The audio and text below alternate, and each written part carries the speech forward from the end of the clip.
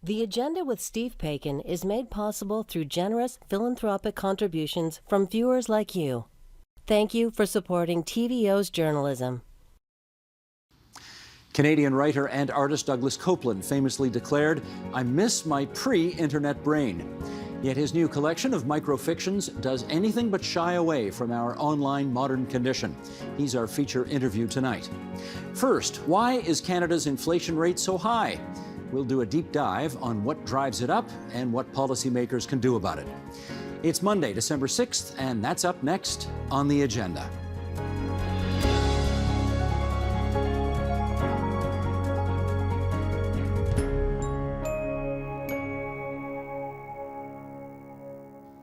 It's been almost 2 decades since inflation reached the levels recorded last month.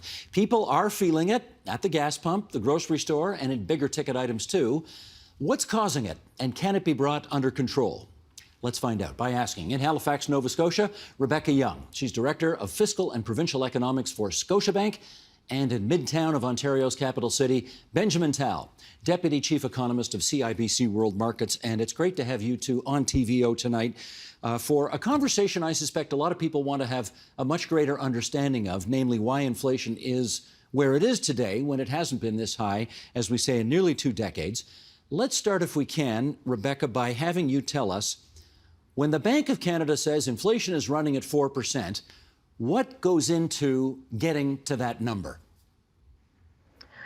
Well, first of all, we've all heard of the CPI, so that's a basket of goods. So basically what it's saying is, how does a basket of goods, if you were to walk into a shopping center and buy the same basket of goods this month as you did last month, how much more did you pay this month versus last month or last year? So it's really trying to put a common measurement around what is the average Canadian household feeling in terms of prices going up over time.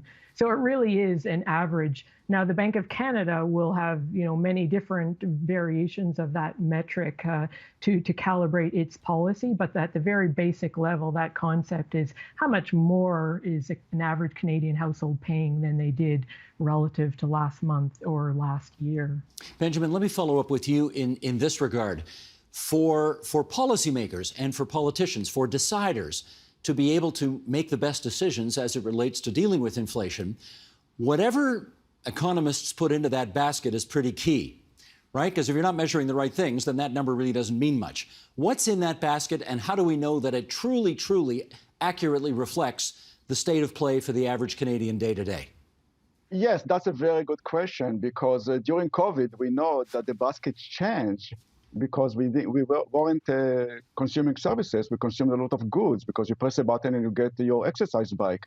So the distribution was very different. And Stats Canada basically changed the way they calculated it to reflect that. So that's why we saw a little bit of volatility in the numbers. But you're absolutely right that it's a reflection of what's happening at a point in time. Now, there are some prices that can go up and down very quickly, like food prices, like energy prices. And that's why the Bank of Canada likes to focus on something called core inflation and other measures that really exclude all kinds of volatile segments of inflation. So you really want to focus from a policy perspective on what's stable, what's really a real increase in inflation, as opposed to just a one-day jump in food prices. And that's a challenge that they're facing now. In which case, Rebecca, obviously food would be in that basket, but gasoline would be in the basket, gasoline for your car. But what else? For example, I know 20,000 people who went to a football game in Toronto yesterday. Would the cost of a football game ticket be in the basket? Would the cost of buying art at an art gallery be in the basket? How do you know what's in and what's out? Absolutely. So if you're really interested, you can go on StatsCan's site and see down to the second decimal point what percentage these activities will be in the basket. So obviously recreation is a smaller share of the basket. So for the average Canadian household, about 50% of those expenditures are around shelter and food and energy costs. So, and clothing as well. So what you might consider the essentials. But that really is an average. And so one of the reasons why Canadians feel inflation differently is that we're not the average Canadian, is that we have different shopping habits, and we also have different levels of disposable income. And so not every Canadian is out there buying football tickets, so they may be feeling inflation different than that average metric that StatsCan is providing. I noticed there was a lot of inflation. If I may, actually, Sorry, go ahead, there's Benjamin. one Yes. thing about shelter, because people say, house prices went up by 20%. How come it's not in the CPI? Because that's not the way they measure it. They measure basically consumption of housing services as opposed to the house of price, the price of the house, and that's something that we have to take into account. So people are looking for the CPI to reflect the huge increase in house prices. You will not find it there. It's a much more sophisticated than that.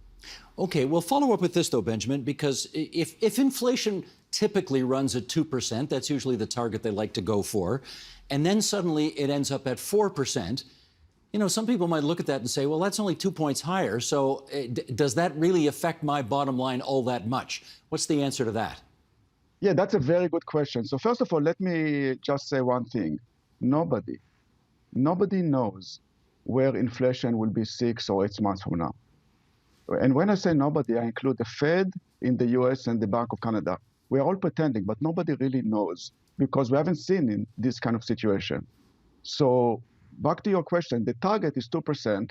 The Bank of Canada is very clear about the fact that they are willing to tolerate higher inflation, higher than 2% in 2021 and even 2022, as long as they can bring it back to 2% in 2023. Why is it so important? It's their credibility. It's not about the number. It's because what it shows.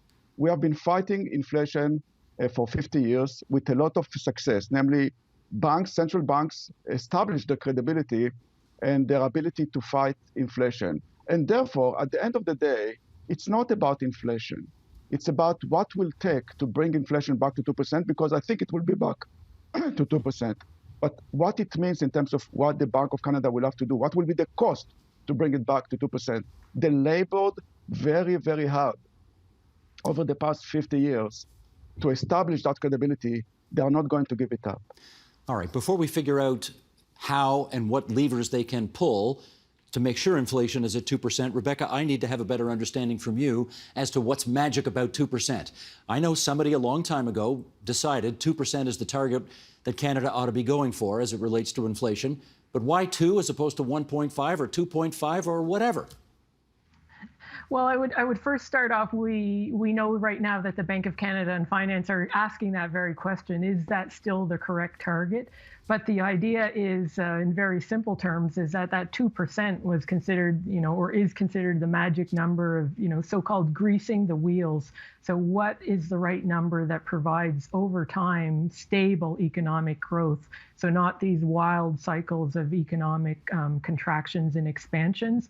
And 2 examples of how that would work, for example, is, first of all, you wouldn't see deflationary debt cycles. So if we had a downturn and suddenly debt levels started ballooning in real terms and we had higher defaults.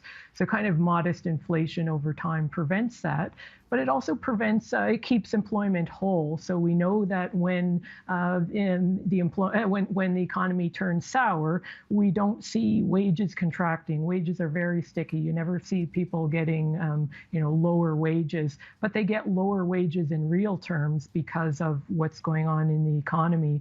So that provides a bit of an economic stabilizer in that, this modest level of inflation over time prevents or smooths the economic cycle over the medium term. And I would just add on to what Benjamin was saying about, why does the average Canadian care about that 2%? Like, wages are a big one. Is that, if inflation is at, 2, 3, 4%, Canadians at the end of the day want to know that their salaries are going to keep up with that. So yeah, it might be modest when on small ticket items, a small price increase, but the bigger picture is, are our salaries going to keep up with it so we can pay for that over time? So that's certainly one concern. And another concern then is, to Benjamin's point, is what will the Bank of Canada do? So what will it do to the cost of, whether we want to buy a new vehicle or whether we want to buy a house or whether we're a small business and we want to expand, like our costs will go up as well because of what the bank might do in response. So these are, two examples. And a third one I should mention is that it really does matter to certain households that are lower income households, and, small price differences can make a very, very serious impact on household ability to pay for things like food or shelter. And so those are just a couple of sort of real world examples why, that the headline number may not seem all that big, but it does have material impacts for the average Canadian household. Absolutely. Benjamin, as an economist, when you look at two competing evils, I wonder if you could tell me which one concerns you more because it would have a greater nefarious impact on the economy and on everyday people's lives. High inflation or high unemployment? Which is the worst evil? Yeah, that's a tough one because I think that if you have higher inflation and then interest rates go high in order to basically fight it, then you will get higher unemployment. So you can suggest that actually higher inflation will lead to a higher rate of unemployment, and therefore to fight that, you have to maintain inflation, let's say, at around 2%. And this number is not just a magic number. It's a number that is reflecting demographics and many other factors that the Bank of Canada calculated over time. And it is interesting, the question that you're asking now, because people are toying with the idea that maybe the Bank of Canada has to do what the Fed is doing, basically maximize employment and minimize inflation to 2%. So basically, you have two factors here as opposed to only one, that is inflation in the case of the Bank of Canada. So that's a very interesting development. And I think that that's something that we have to consider. Clearly, I think that if interest rates rise too quickly, the unemployment rate will rise. And they are trying to basically reach an optimal level of interest rates and inflation and therefore unemployment. That's basically what the Bank of Canada is trying to achieve. And when you have a situation like COVID, when inflation is rising faster than expected, you should be able to tolerate higher inflation for a while, as long as you know that eventually you go back to target, which is 2%. Mm-hmm. Rebecca, help us understand this. Clearly decision makers don't want inflation up at 4, 5, 6%. They want it closer to 2. And yet, despite all of the levers they can pull, it's not at 2. What have we learned over the last many decades about just how influential government policy can be to keep inflation within the range that our decision makers want it at? Well, I think that we've actually learned quite a lot, and Canada on the international level has a very strong reputation for its inflation targeting regime, one of the best, if not, at keeping average inflation at about 1.9%, so mid-range of its 1 to 3. So I think very strong credibility, and I would say they still have that strong credibility. Now, monetary policy is a bit like skate where the puck will be, not where it is. So it does take a good 18 to 24 months for, if they do something now, for it to feed through the system. So, Benjamin said earlier, we're really trying to figure out where inflation will be, a year and a half, 2 years hence. They're not, they don't have the tools, and they're not targeting what we're seeing today. So there is a bit of a surprise. And, I hate to use the word unprecedented because people are tired of hearing that word with respect to the pandemic and what had happened. But really, this is a very unusual downturn and a very, unusual government response in terms of how much fiscal firepower as well as monetary tools were thrown at it. So what we did see are very unusual dynamics where things like household disposable income was actually higher than it was coming out of the first lockdowns. Government transfers more than offset what wage losses were, and you wouldn't see that in a normal downturn, in any downturn that we've seen. So when we look at what's happening today with high inflationary pressures, it is a bit of a classic economics 101 of you've got, much stronger demand. So Canadians were in lockdown. They couldn't spend. They got, big government transfers. They want to go out now, spend in a reopening economy. But then you've got that supply challenge as, whether it was weather-related events that caused food prices to go up. We all know about semiconductor chip shortages and the vehicle lack of inventory there. It's truckers to move products, it's container ships. We've got a whole, supply chains really bungled right now. So you've got this combination of supply and demand factors. but they are, for the most part, temporary. We know the word transitory has been retired, but they should come back down to something more of a normal world, normal inflationary environment when we look out to that horizon. Still a bit elevated in our forecasts, but that there is a bit of a question mark around that. So have there been structural changes as a result of the pandemic that we haven't yet accounted for in our economic frameworks? And so that's the big question mark, I think, figuring out, is the puck really going to that 2.5% to 3% over that time frame? And so do they enact now, or do you wait a few more prints to see if something has changed durably? And so I think that's the big question is, where is that puck going, and when do we pull the levers? I never thought that great economist Wayne Gretzky would be quoted so often on this program, but there you go. You've done it, Rebecca. Well, Benjamin, maybe you could follow up with this. We had Perrin Beatty on this program a couple of weeks ago in which he said, if you're going to go out and do some Christmas shopping, go earlier than later because of many of the issues that Rebecca just mentioned, in particular supply chain. You're not going to find the selection that you want. I think the Liquor Control Board of Ontario announced the same thing. If you want to go out and get all the different kinds of brands that you might like, do it sooner than later because we can't guarantee that the stock that you want will be on the shelves. How much, in your judgment, does all of that add to the inflationary pressure that we are, because of COVID, already feeling? Yes, I think it does, quite frankly, because people are trying to get into the market before it's too late. And just to put things in perspective, people are talking about supply issues, but really it's, first of all, a demand issue, because just think of it. When it comes to services, we are almost back. We are not there, we are almost back. But when it comes to goods, we are now 25% more than where we should be in terms of demand.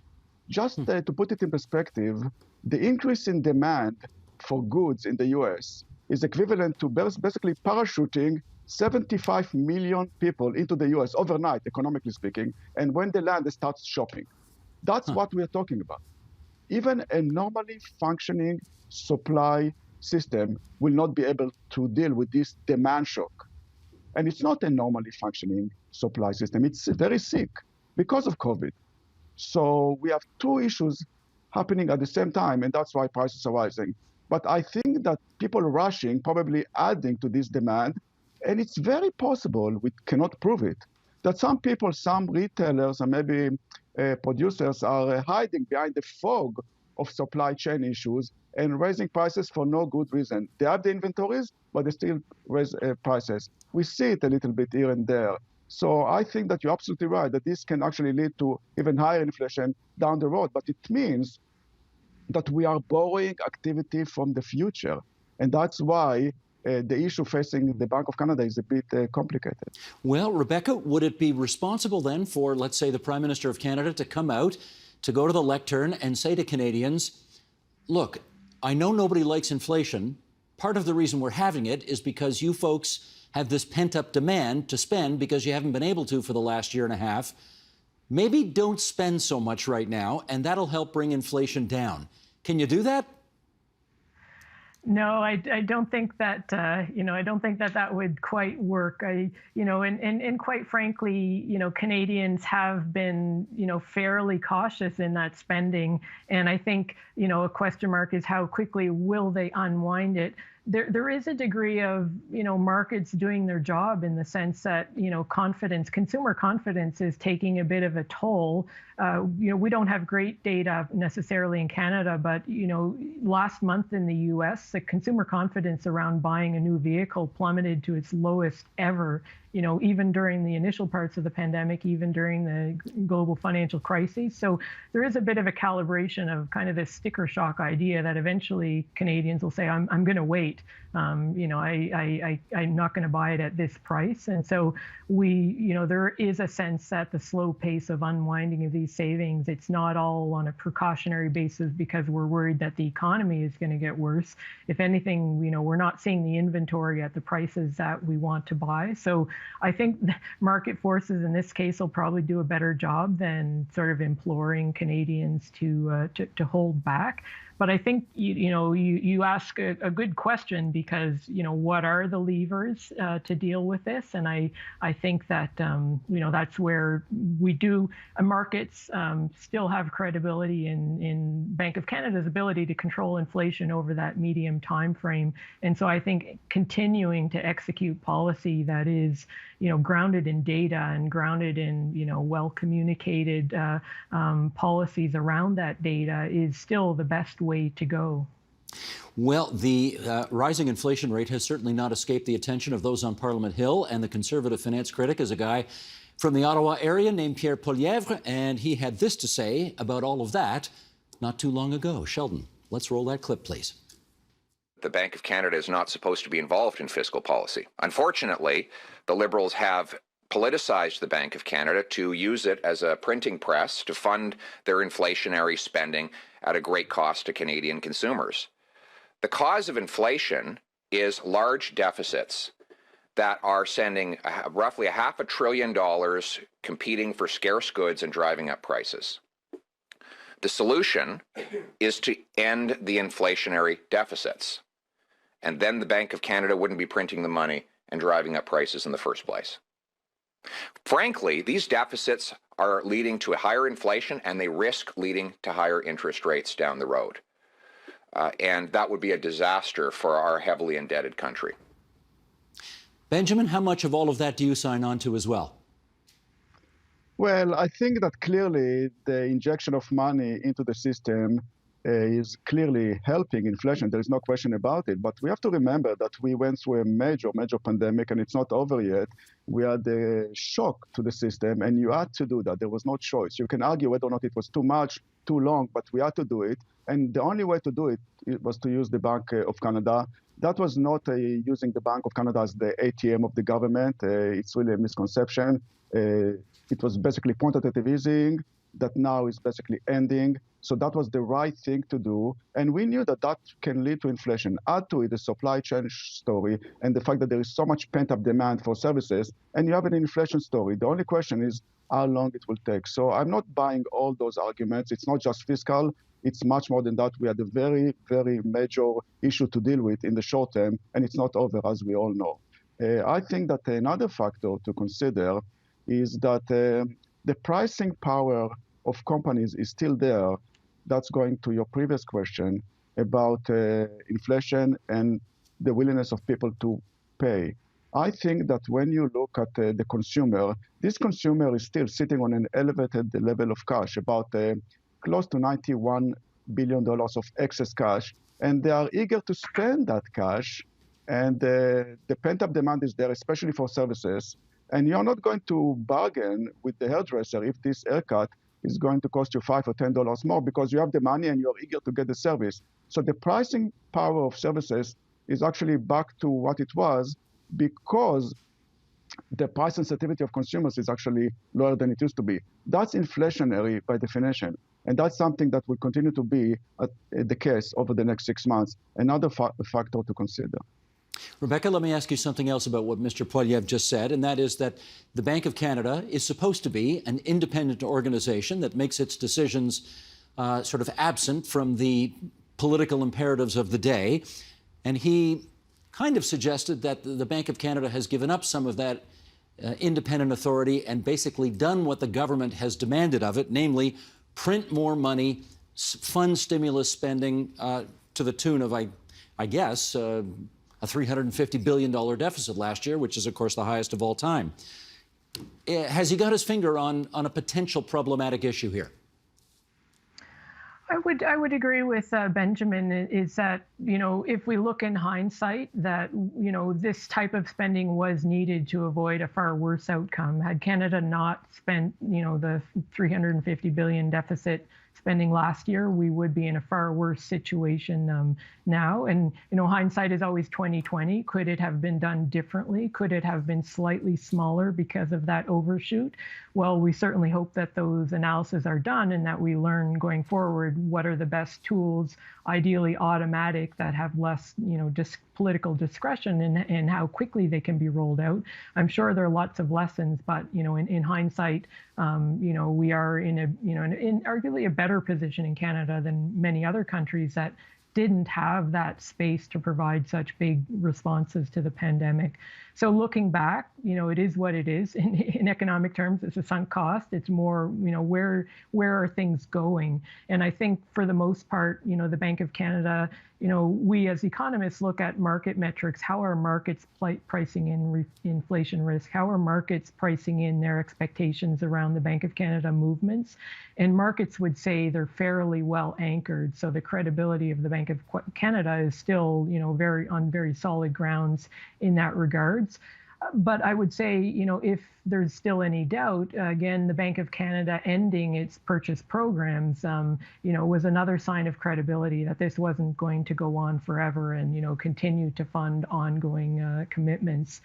What we already see as well is that, federal government spending has been contracting fairly quickly, even on a quarter by quarter basis, faster than most of its peers.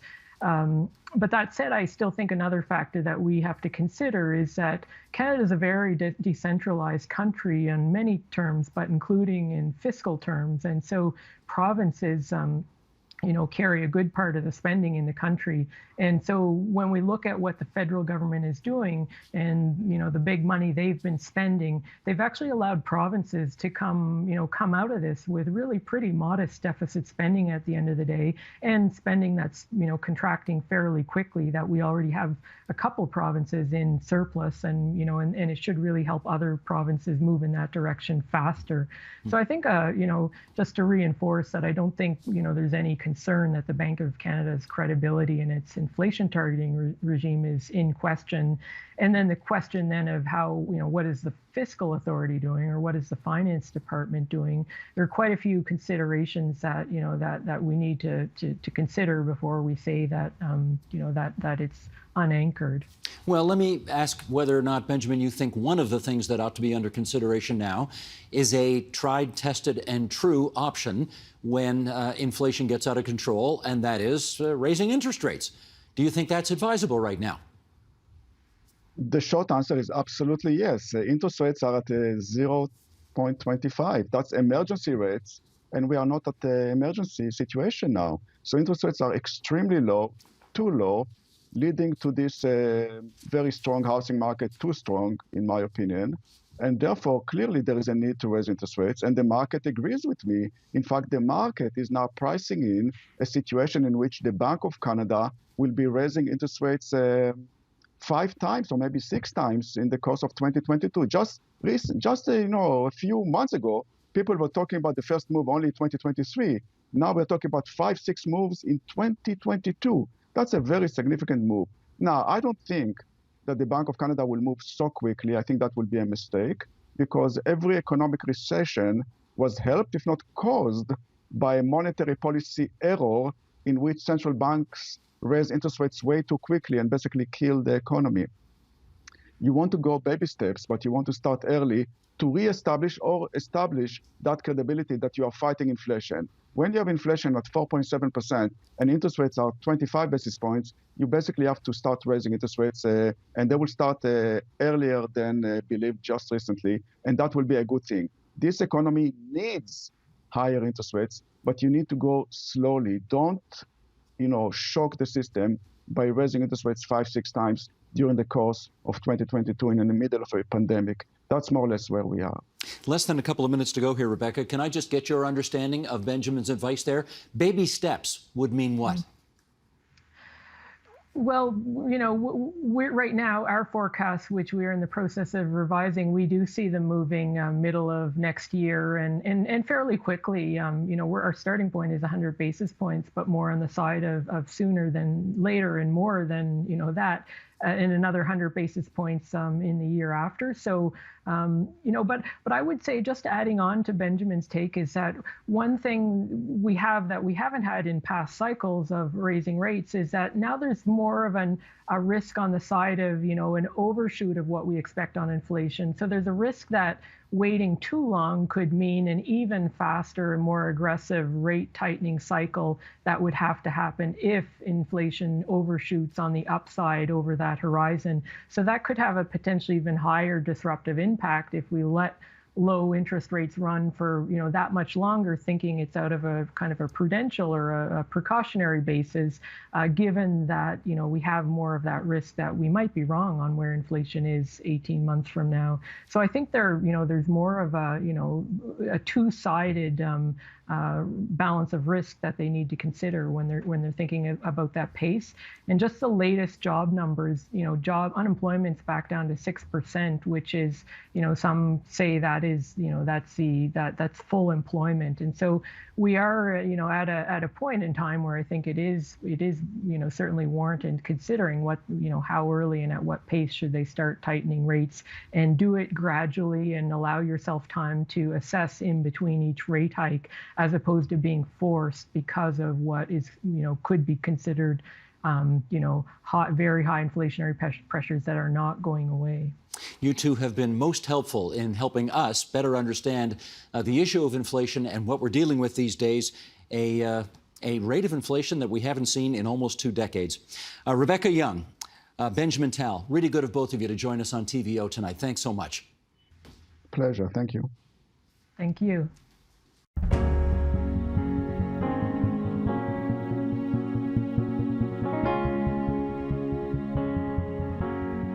Artists and writers who catch lightning in a bottle, as our next guest does, are rare indeed. Douglas Coupland has done so over and over, snatching just the right things from the zeitgeist and showing them back to us in novel ways so that his works resonate around the globe. His brand new collection of stories, or microfictions actually, may make you long for a time before the internet or revel in the power of the connectivity it makes possible today. Either way, for sure, it'll make you think. The book is called Binge, 60 Stories to Make Your Brain Feel Different. And there's Douglas Coupland on the line from Vancouver, British Columbia. Douglas, good to see you. How are you doing tonight? Oh, Steve, I'm doing very well, thanks. Thanks for having me here. It's nice. Delighted to have you. It's safe to say we've all done our share of binging during the course of this global pandemic. Is that where the title of the book comes from? Absolutely. I got to, when this whole thing began, I just kept on hearing that word over and over and over. I mean, we all have, and we never used to use it very much. And I mean, I'm always concerned and thinking about what's happening to our brains and how the changes to our brains changes us and our behavior. We've certainly seen a lot of that, but it seems to have accelerated. And so, what makes something bingeable? What have you binged on lately? It's a question we haven't heard since we used to be like grazing herbivores, and what patch of grass have you binged on lately? So it's interesting though, when people use the word binge, I think they usually use it in connection to like dozens of hours of television programs, 7 seasons long, and they take a weekend and they just don't come up for air and they binge. That's not really the case for your book. You've got 60 very bite-sized micro stories that are, alternatively hilarious or sad or tragic or whatever. So let me follow up. Do you think binge is the right word to use here? Well, what makes something bingeable? And I don't think anyone's actually done a scientific study on it, but I spend a lot of time on Reddit, which is, some of the viewers might be familiar with it. It's one of those sites where someone writes one thing, someone writes something else, and these chains can go on forever. And what I really like about them is that you take people who in any other situation would feel sort of constipated or weird, like writing something, but you put them in that sort of situation and people write really well-structured, clever, just very bingeable words. And I sort of tried to capture that feeling. The stories are all almost exactly 1,000 words each. And if you like one, you'll probably like them all. And I joke with my editor, Ann Collins in Toronto, that it's the perfect airplane book. And it is the perfect airplane book. If we ever get back on airplanes again, yes, I hear you. Well, I can confirm what you just said. If you like one, you like them all. I did like one. I did like them all. Is there a thread, though, in your mind that sort of ties all 60 together? I find that people are usually very interesting when they talk about their jobs, that even if people hate their job, they always have all these interesting things that are job specific that you would otherwise never learn about. I think usually there's kind of like people like having a fun fact, a factoid, or whatever they're called nowadays. Just something that keeps the fiction and nonfiction part of their brain going. And, I saw this interview with Margaret Atwood, and she serious long form novels are the closest thing we have to approximating entering the nervous system or neural system of another human being. And I think that makes a lot of sense. I've written my share of novels too. But I think this takes us sort of into a different lobe of the brain or different part of the nervous system. And it's one that we all, willingly or unwillingly entered about 10 years ago. And then about 5 years ago, when the internet turned toxic, it's just like, oh my God, this is just bigger than all of us. We realize this is big, it's new, and it's not going away. So let's explore it. Well, I definitely learned one new expression, at least one new expression, when reading the book. And I don't know, am I allowed to say this on TV? The chapter is called Resting Bitch Face, which was, I never heard of that before. I don't get out much.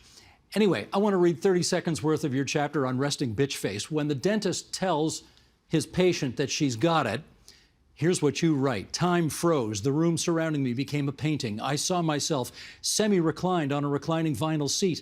The color of all human skin tones averaged out. MSNBC on the screen up near the ceiling on mute, with its endless numerical monetary crawl on the bottom. The sound and smell of someone else's molars being drilled one station over from mine. It was the medical equivalent of an airport bar. Finally, I got it out. You think I look like a bitch? We both know that's not what I'm saying, but it is. Why else would you call it resting bitch face? Because that's what it is. Douglas, you're laughing at your own words. I like that. Well, it's because my niece has resting bitch face, and she's the one who taught me about it. And what it is, it's I heard about it about 4 or 5 years ago. But some people, the way their musculature and their face works, they just look like crabby or bitchy. I mean, there's also resting happy face. There's resting clueless face. There's all kinds of resting faces. But the women that I know, including my niece who do have it, they just say, you know what, I got resting bitch face, deal with it. And it's sort of chicken and egg. Do you get the face you deserve, or does the face you have create you? So I don't know, ask the women in your life tonight, like, and they'll go, oh yeah. Totally. Yeah, I'm definitely not going to do that, Douglas, okay? that cannot end well, raising that conversation. But this is really a thing, eh? Resting bitch face is really a thing? Mm-hmm. It's really a thing. Okay, look what I've learned already.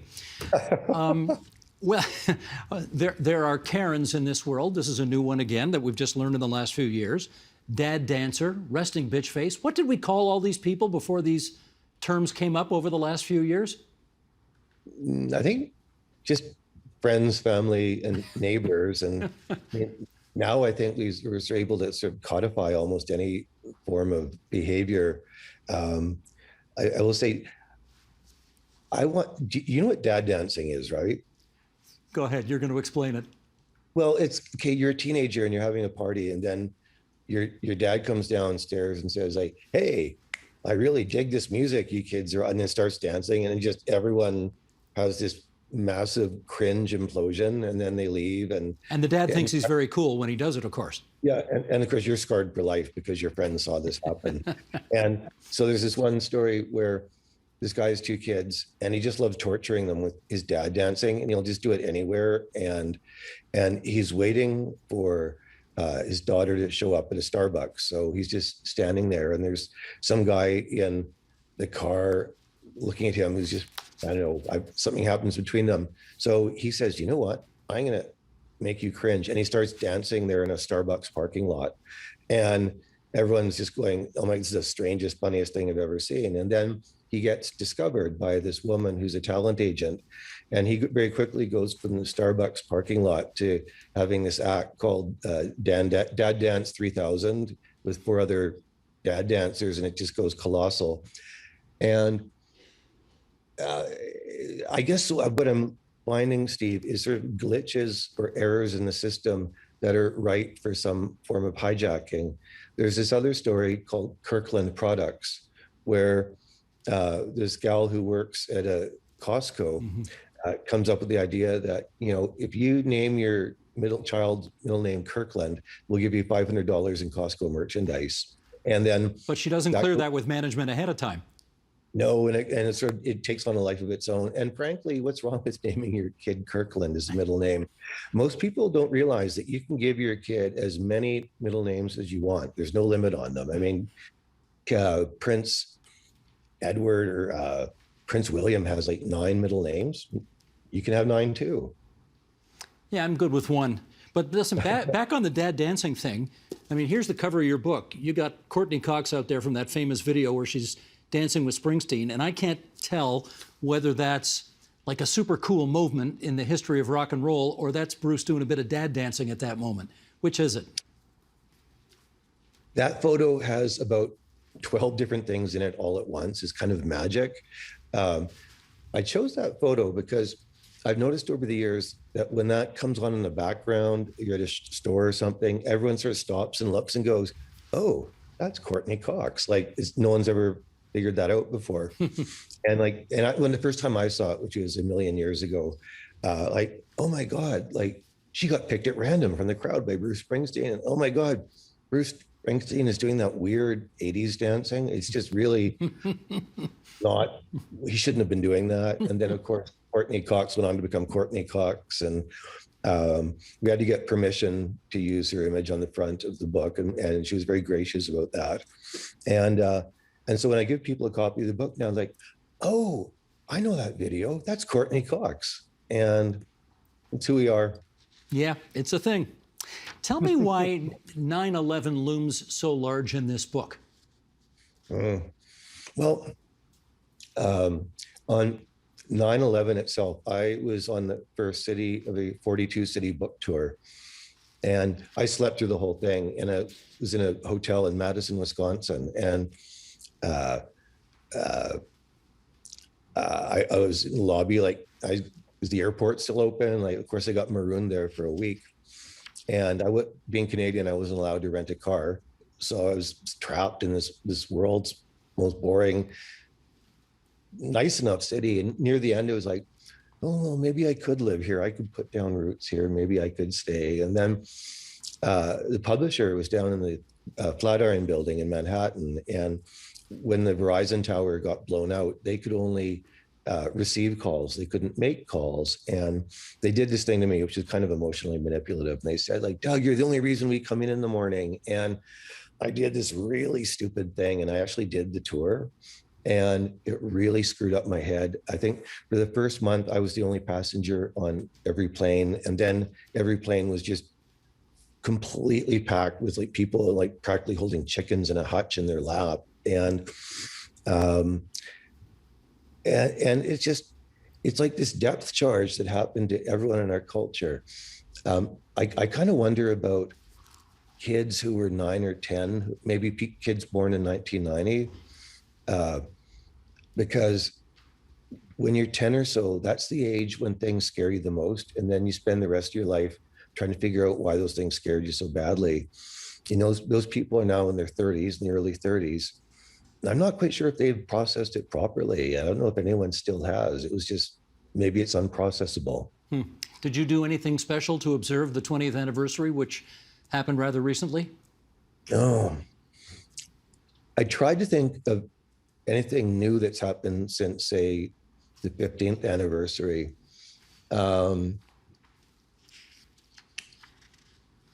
What? Not with 9/11, but actually in terms of COVID versus SARS. I was in Toronto in 2003 for both waves of SARS. And I mean, that was a disease that had like a 1 in 6 kill rate. I mean, now that's a pandemic. And I remember walking around the city and everyone, here you have a disease that has kills 500 times more people than COVID. But it wasn't that horrible. And I think it wasn't that horrible because people weren't at home scaring themselves to death online. And that, if this pandemic had happened without Facebook, it probably would have been a lot more civilized, and it probably would have been over a lot more quickly, as people would have just not had their brains toxified by bad information. So you're on the side of things that suggest that Facebook is a net detriment to society as opposed to a net positive. It's a blight. It really is. It just, a million years ago at Apple, they had this program. It was called Rumor Monger, and it was this little bar that went up in the top of your screen. And from anywhere in the system, you could anonymously type in gossip or rumors. And it started out ha, ha, ha, and then it started getting nasty. And then they had to take it down very quickly. And I think what we've done is we've sort of installed this glorified rumor monger that's sort of now at the core of our society. And it's a demon. And, everyone's like, oh, book burning. But I think they should just unplug Facebook. It's a disaster. Unplug it? Is that what you said? Yeah. But can you? And then, there are the people there that want to, break apart Google as if you can how do you break apart a search engine? And then, I've done some work with Google, and their response is, well, you're always welcome to use Bing. Right. In fact. As you read the book and you go through and you learn about all of these different kinds of characters, this question recurs. Are these people real? I mean, these people can't possibly be real, can they?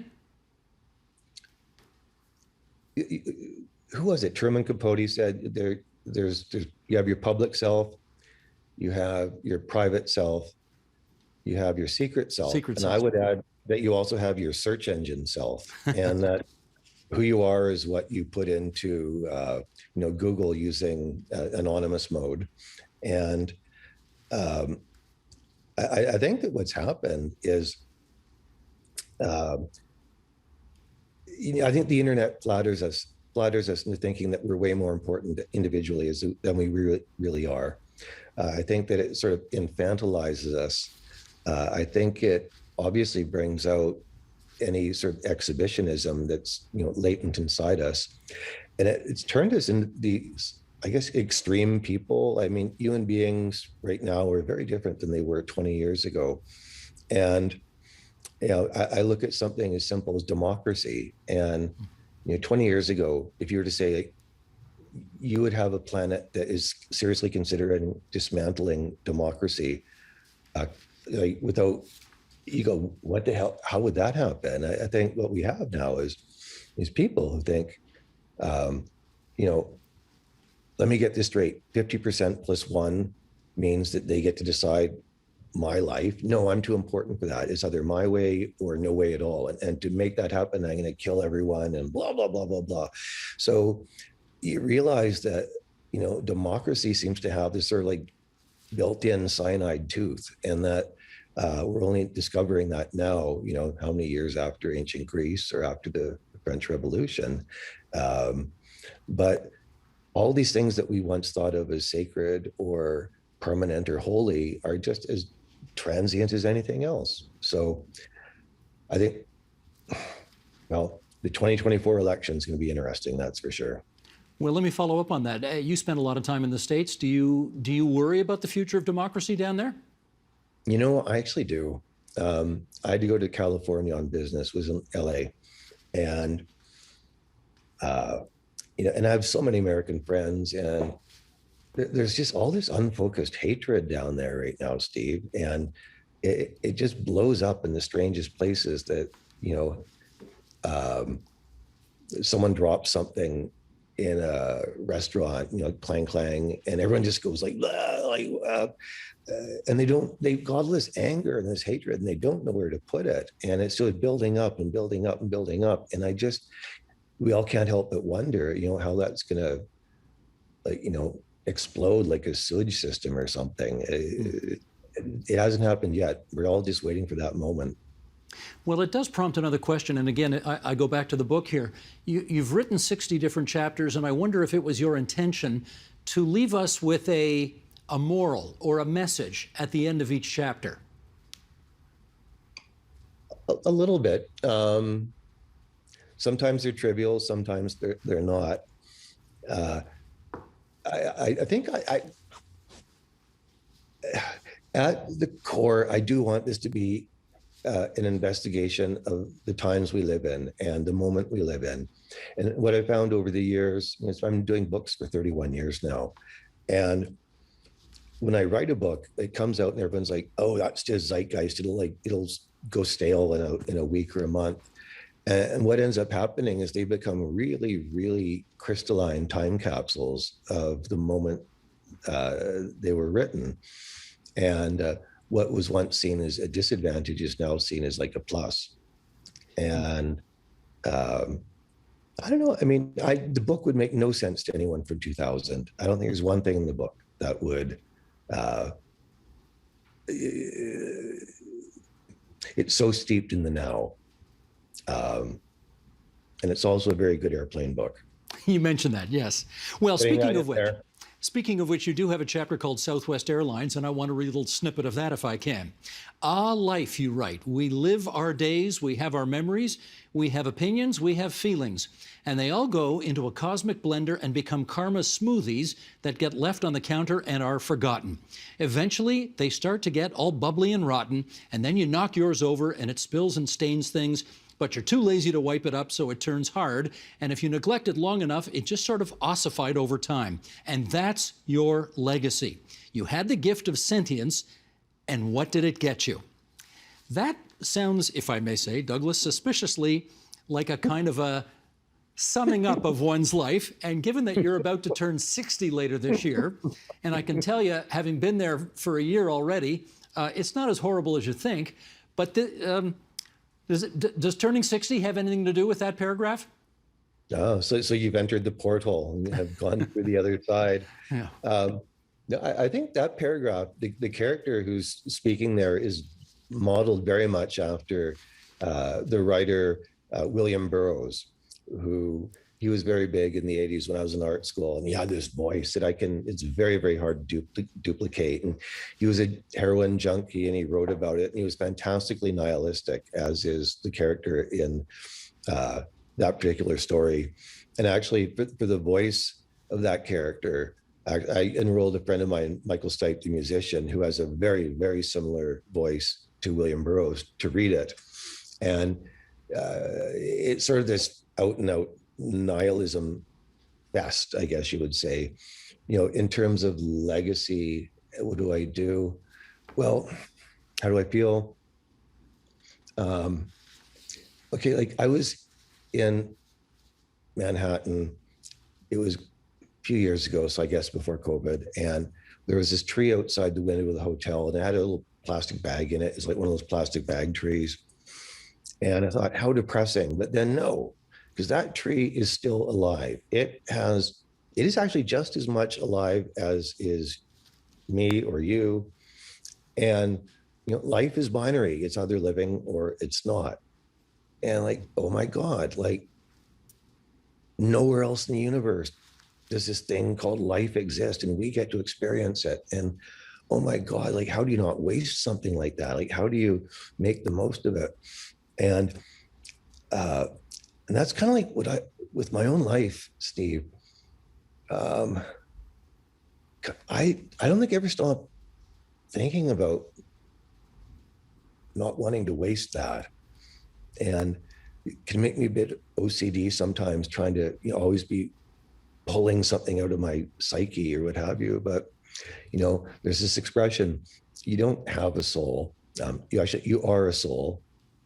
You have a body, and there is something absolutely unique in the universe, as far as we know, called being alive. And, you know, I mean, dogs only live to like 12 or 15. Humans go to 72, 75. And, you know, all these friends of mine that had kids 30 years ago, the kids are now 40, and time moves on. And But you're not feeling your mortality yet, I hope, having not even turned 60 yet. we're all gonna die. But not today, God willing. Not today. No, not. Okay. I hope not too.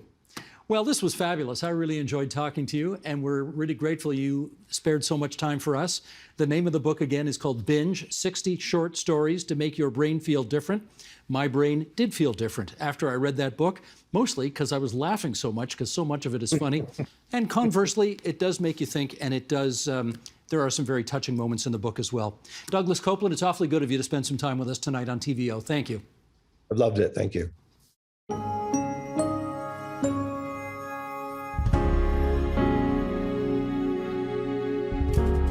And that is the agenda for Monday, December 6th, 2021. Indigenous leaders head to the Vatican this month for a conversation with the Pope.